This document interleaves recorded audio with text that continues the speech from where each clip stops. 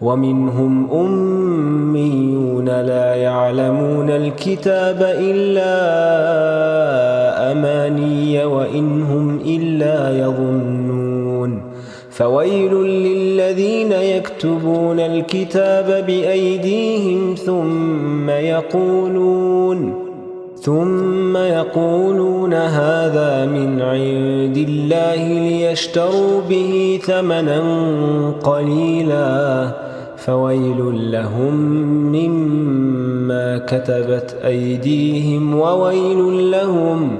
وويل لهم مما يكسبون وقالوا لن تمسنا النار إلا أياما معدودة قل أتخذتم عند الله عهدا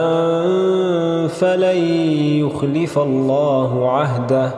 أم تقولون على الله ما لا تعلمون